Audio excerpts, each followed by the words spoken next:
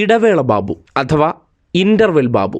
എത്ര ആലോചിച്ചിട്ടും പിടികിട്ടാത്തൊരു കാര്യമുണ്ട്.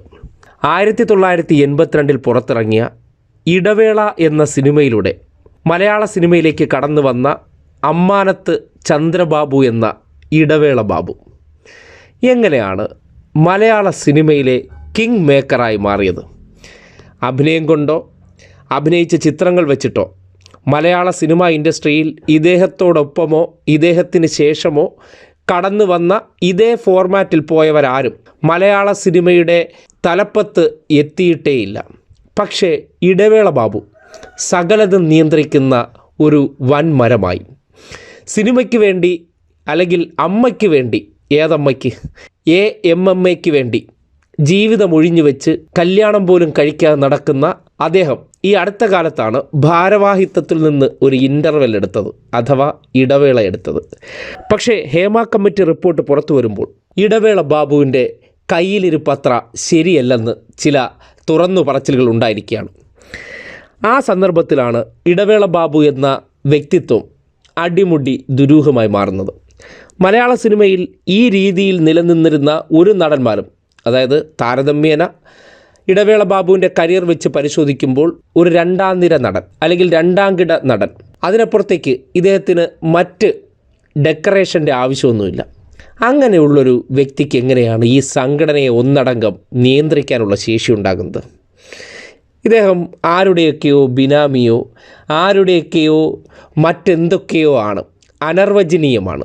പലർക്കും ഇദ്ദേഹത്തെ കൈവിടാൻ പറ്റുന്നില്ല. എന്തുകൊണ്ടായിരിക്കും? ഏത് മേഖലയിലാണെങ്കിലും സ്വന്തം കയ്യൊപ്പ് ചാർത്തേണ്ടത് ആ മേഖലയിലെ തൻ്റെ കഴിവിൻ്റെ അടിസ്ഥാനത്തിലായിരിക്കണം.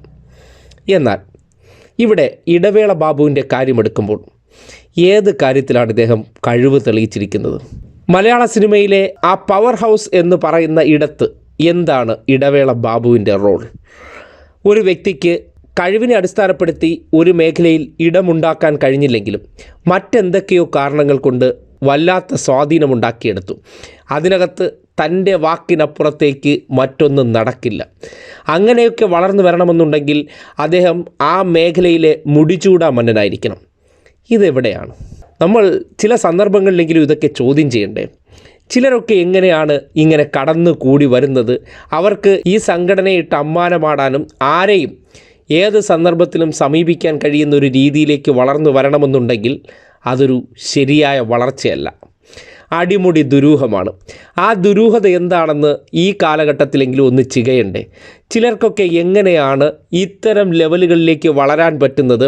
സിനിമ എന്ന മായിക ലോകം അത് സാധാരണഗതിയിൽ ചെയ്യുന്നതിനപ്പുറം മറ്റെന്തൊക്കെയോ കാര്യങ്ങളിൽ ഇവർക്ക് കഴിവ് തെളിയിച്ച് മുന്നേറാൻ കഴിയുന്നുണ്ട്.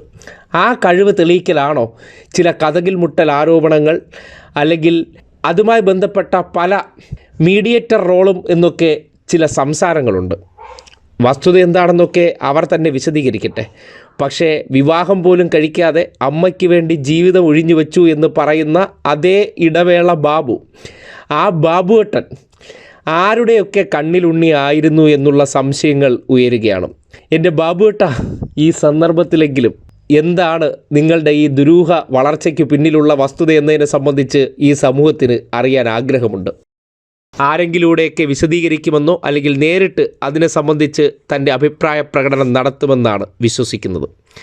ഒരുപക്ഷെ ഇന്നിൻ്റെ ഈ സന്ദർഭത്തിൽ അതൊരു അനിവാര്യത കൂടിയാണ്. കാര്യം ഓരോ വ്യക്തിത്വങ്ങളും സംശയത്തിന് അതീതമായിരിക്കണമല്ലോ. അപ്പോൾ സീസണിന് മാത്രമല്ല ഇൻ്റർവെല്ലിന് ബാബുവും സംശയത്തിന് അതീതനായിരിക്കണമെന്ന് ഈ സന്ദർഭത്തിൽ പറയേണ്ടി വരികയാണ്.